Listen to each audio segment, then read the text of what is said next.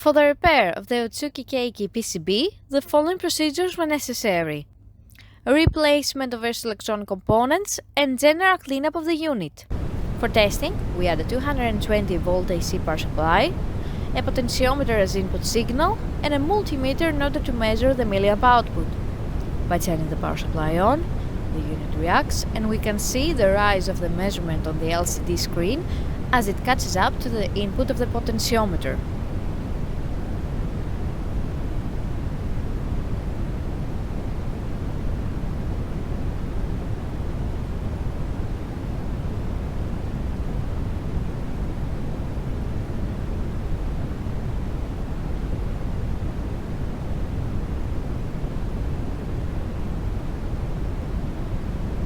No further testing is possible due to lack of additional units.